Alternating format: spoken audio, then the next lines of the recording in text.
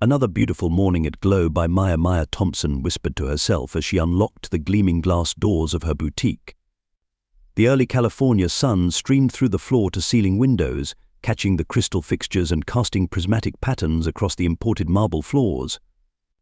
At 28, Maya had already achieved what many entrepreneurs only dreamed of: a thriving luxury beauty business in the heart of Beverly Hills. She smoothed down her crisp white blazer and adjusted one of the elegant product displays, her reflection multiplied in the store's carefully positioned mirrors. Each shelf held meticulously curated skincare products, their luxury packaging gleaming like jewels against the boutique's minimalist backdrop. This was her domain, built from the ground up with a vision that went beyond mere beauty. It was about empowerment, inclusion, and excellence. Her phone buzzed with a familiar name. Dad. Maya smiled, remembering their conversation from the previous night. Marcus Thompson, her father, had just closed another major tech deal, but he'd spent more time asking about her business than talking about his own success.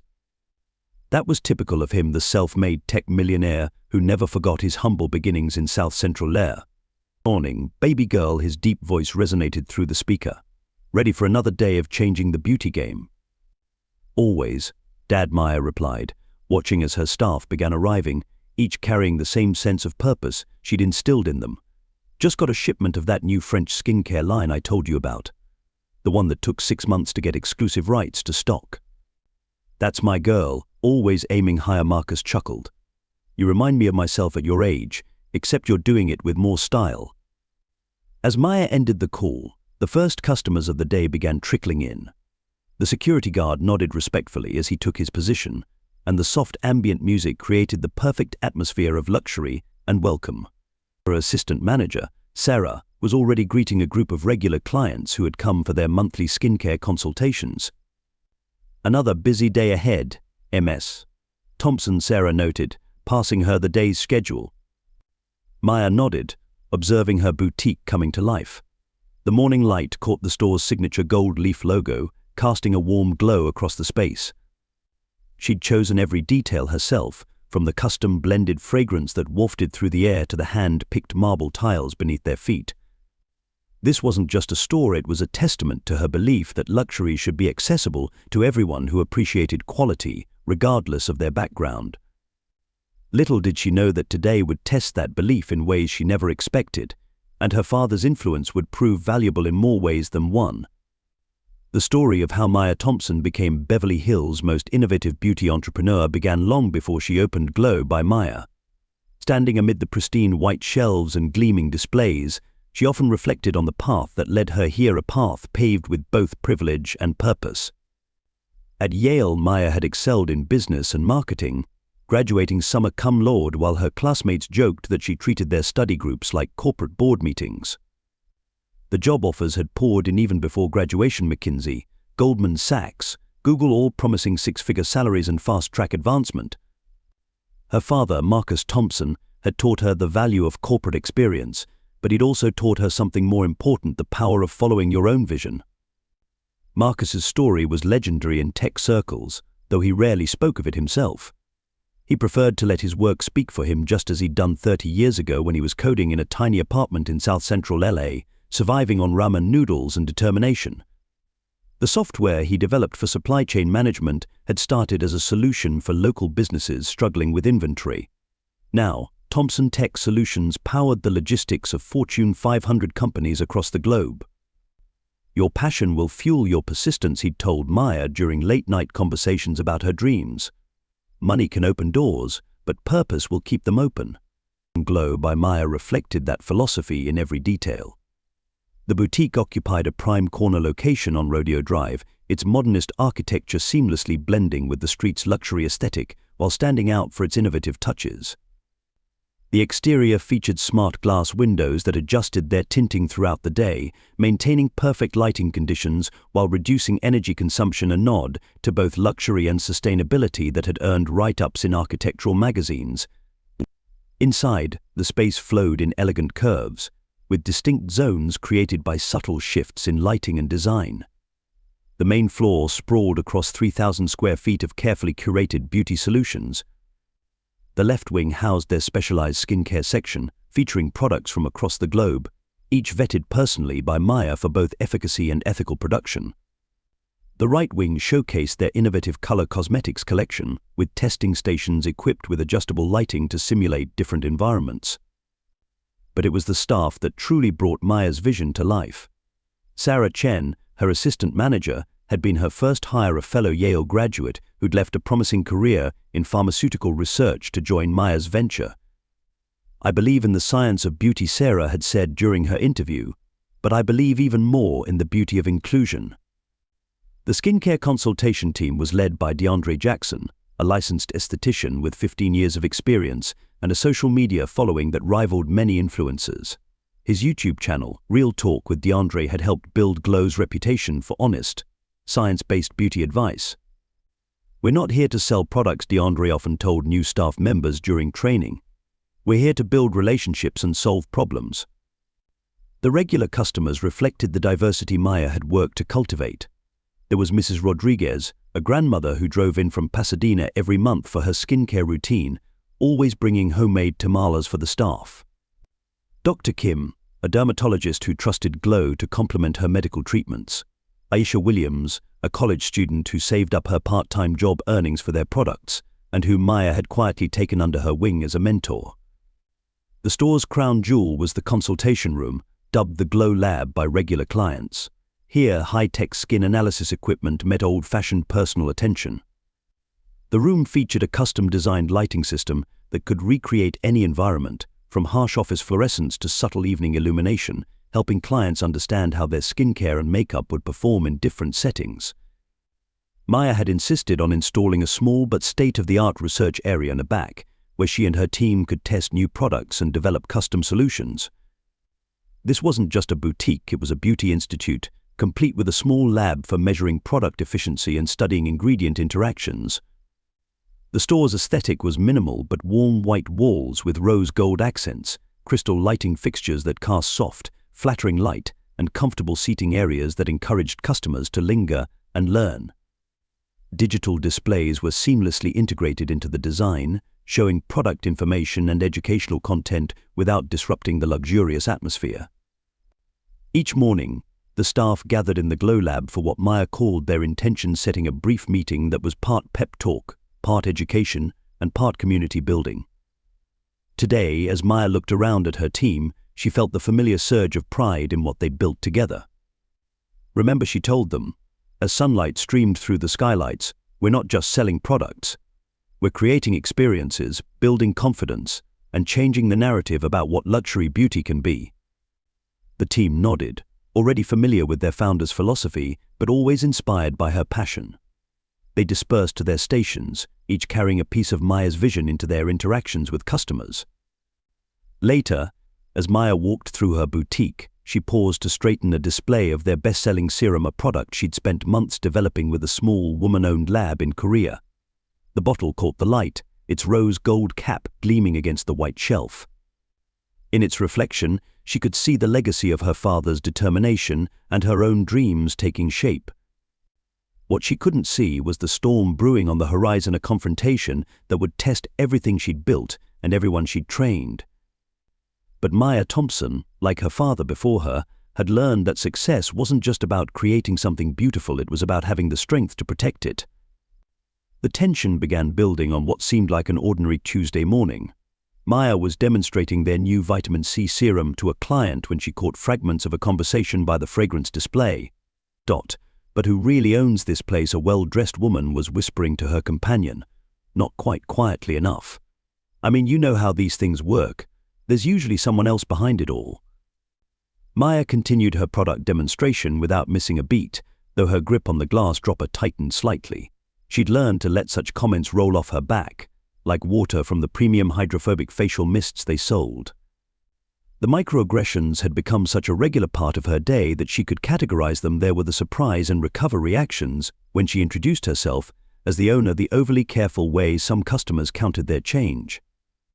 The not-so-subtle glances at her Yale diploma hanging in her office when the door was open. "Do you work here often?" a customer had asked yesterday, despite Maya's name being prominently displayed on the store's signage and marketing materials. When Maya explained she was the owner, The woman's eyebrows had shot up so high they nearly disappeared into her hairline. "Oh, how interesting. And who helped you get started?" The implications were always clear, hanging in the air like an overpowering perfume. "You don't belong here. This isn't your world. Someone must have given this to you."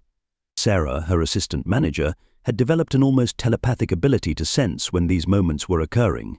She would appear seemingly out of nowhere, armed with product samples and cheerful diversions. But today, Sarah was conducting a training session with new staff members, leaving Maya to navigate the subtle currents of prejudice alone. "I'm looking for the person in charge of ordering another customer," demanded later that afternoon, barely glancing at Maya. "The real decision-maker." "That would be me," Maya replied with practiced patience. "I personally oversee all our product curation. How can I help you today?" The woman's face underwent the familiar transformation: surprise, doubt, forced recovery. "Oh, I just assumed, well, never mind. I represent a new skincare line, but perhaps I should come back another time." Maya maintained her professional smile, even as she felt the familiar knot of frustration in her stomach. She'd built this business from the ground up, invested her own money, spent countless hours researching products and building relationships with suppliers. Yet to some, her presence in her own store remained an anomaly to be questioned rather than an achievement to be respected. Then Karen Wesley walked in. Karen wasn't just any customer, she was a regular, though not in the way most businesses would want. She came in twice a month, spent considerable amounts of money, and managed to make each visit an exercise in subtle condescension. Her Hermes bags and Louboutin heels were worn like armor, her perfectly highlighted hair arranged like a crown. "I need to speak with someone about these products," Karen announced, striding up to the counter where Maya was updating their inventory system. She placed a shopping bag on the counter, not Glow by Maya's signature rose gold bags, but one from a competitor down the street. Of course, Maya responded, already anticipating what was coming. "How can I assist you?" Karen's lips pursed as if she'd tasted something sour. "Well, I purchased some items here last week, and then I found the same products at Luminous Beauty for less. I was told there that designer products in certain stores might not be authentic." The implication hung in the air like a thundercloud. Maya felt her pulse quicken but kept her voice steady. "All our products are sourced directly from the manufacturers. I'd be happy to show you our certification documents." Karen's perfectly manicured finger tapped the counter. "It's just that I've been shopping luxury beauty for 20 years. I know how these things work. Some people set up shops with, well, let's say questionable supply chains."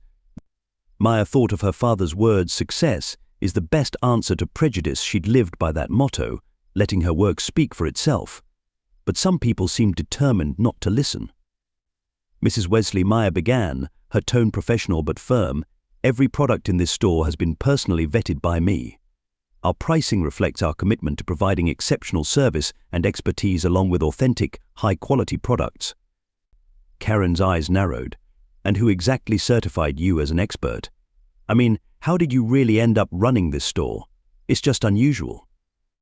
The word unusual dripped with insinuation. Maya felt the familiar pressure building, the weight of having to prove herself yet again, of maintaining composure while being subtly demeaned in her own space. Other customers were beginning to take notice. DeAndre, ever protective of Maya, moved closer to the counter, ostensibly to rearrange a display. The tension in the air was palpable, like the moment before a storm breaks. "Our certificates of authenticity are publicly displayed," Maya gestured to the framed documents on the wall. "And as for my qualifications—" "Oh, certificates can be bought," Karen interrupted, her voice rising slightly. "Just like this store was probably bought. We all know how these diversity initiatives work these days." The boutique went quietly cold, like the silence after a slap. A few customers quickly became very interested in reading product labels. Others watched with poorly concealed interest, their phones discreetly emerging from purses and pockets. Maya felt years of similar moments crystallizing into this one. Every doubtful glance, every backhanded compliment, every assumption about how she'd achieved her success, they all seemed to be embodied in Karen Wesley's dismissive stance. "Mrs. Wesley," Maya started again, her voice calm despite the storm brewing inside, "I understand you have concerns. Would you like to discuss them in my office, where I can show you our complete documentation?" But Karen was on a roll now, her voice carrying across the store with deliberate volume. I think what I'd like is to speak with whoever really owns this place. The actual owner, not just as she paused, the silence more offensive than any word could have been. Maya stood perfectly still, her spine straight, her expression composed. She'd faced moments like this before, but something about today felt different. Perhaps it was the accumulated weight of all the previous incidents, or perhaps it was simply that she'd had enough. What she didn't know was that this moment, this confrontation, was about to become something much larger than a simple dispute about product authenticity. Because while Karen Wesley was building up to her grand finale, Maya's father was walking through the front door, about to witness firsthand what his daughter faced in the world he thought his success had helped her transcend. The tension that had been building finally erupted like a carefully shaken champagne bottle. Karen Wesley's voice rose to a near theatrical pitch, designed to carry across the boutique's pristine space. "I want everyone here to know," she announced, pulling out her phone with trembling fingers, "that this establishment is selling counterfeit products. I'm going to expose this fraud right now on social media." Maya felt her heart hammering against her ribs, but her face remained a masterpiece of professional composure. Around the store, customers froze in various stages of browsing. A young woman by the serums section slowly lowered her hand from where she'd been testing a moisturizer. DeAndre, usually quick with a disarming comment, stood rigid by his consultation station. "Mrs. Wesley," Maya spoke with measured calm, "I understand you have concerns, but making false accusations about our business is both incorrect and potentially libelous." Libelous. Karen's laugh was sharp enough to chip the imported marble floors. "I've been shopping luxury cosmetics since before you were born. I know what authentic products look and feel like.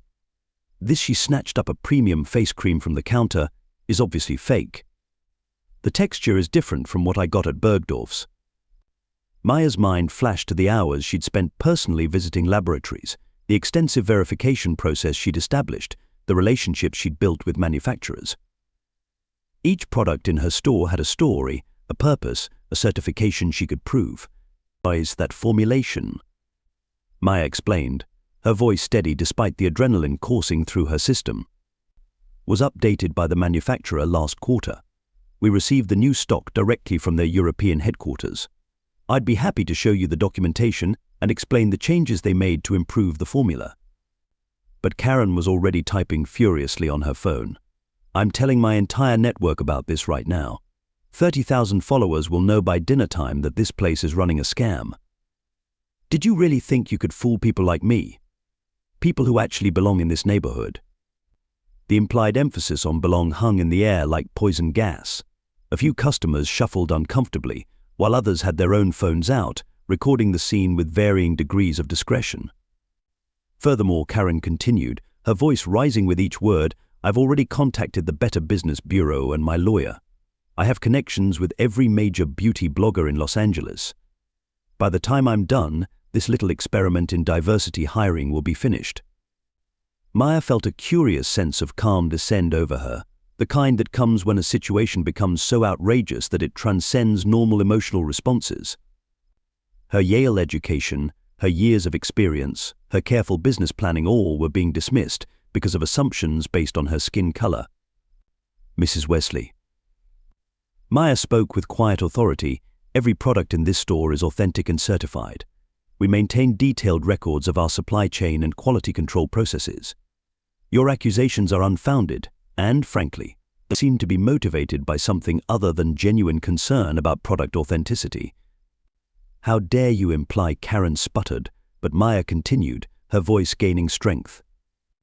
"Our return policy is clearly stated at the counter. If you're unsatisfied with your purchase, we're happy to process a refund.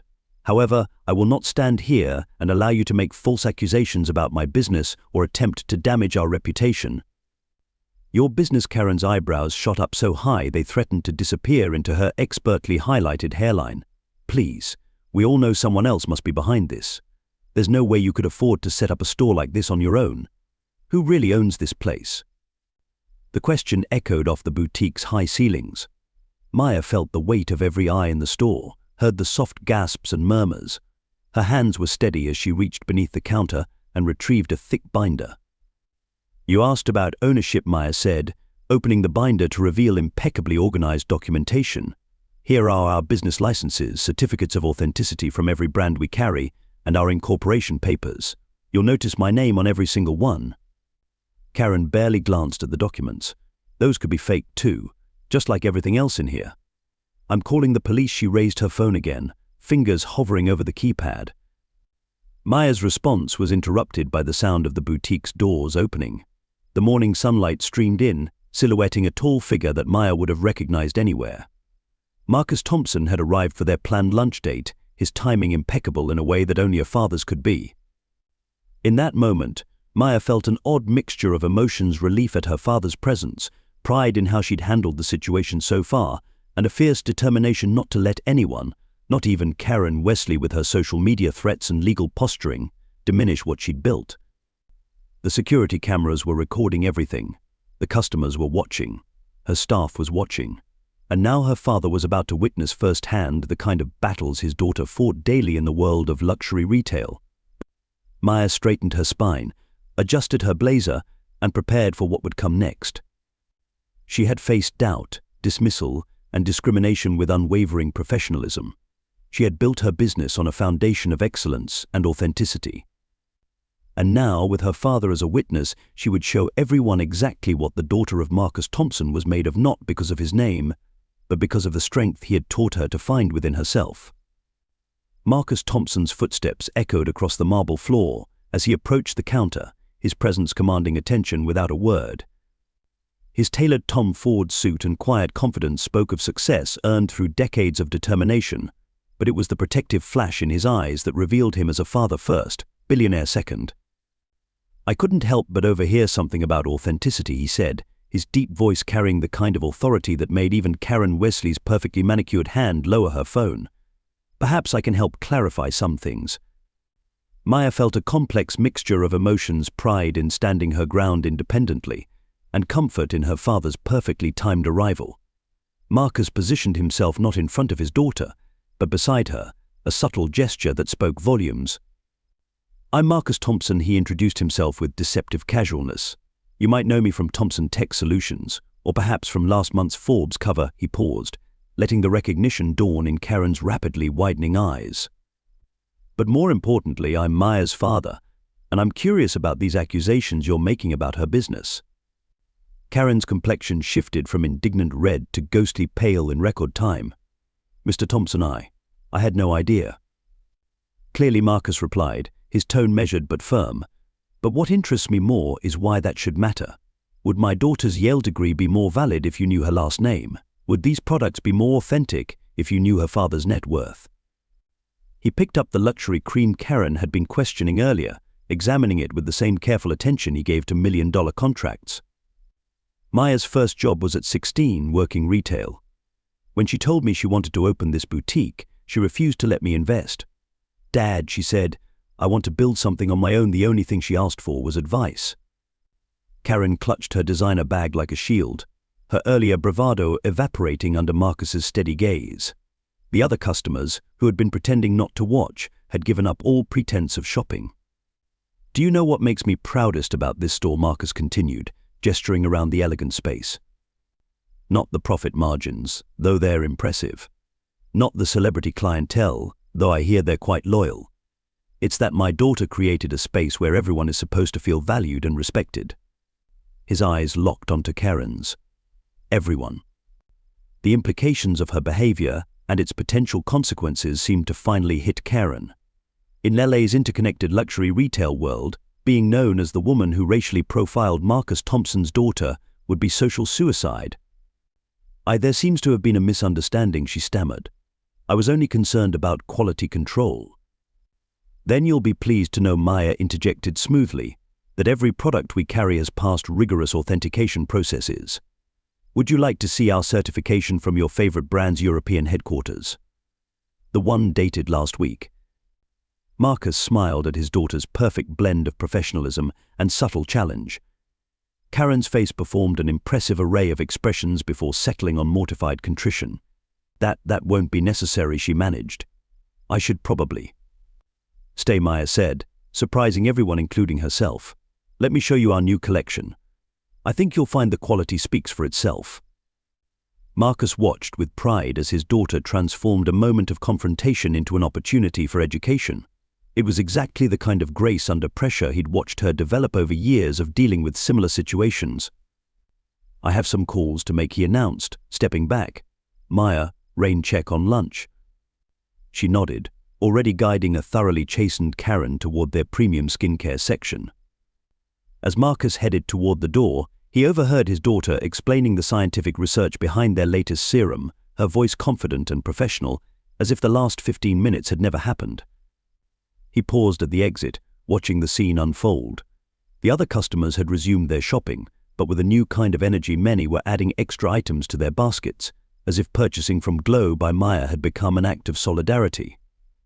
In that moment, Marcus felt both proud and pained, proud of the woman his daughter had become, and pained that even with all his success, he couldn't completely shield her from such encounters.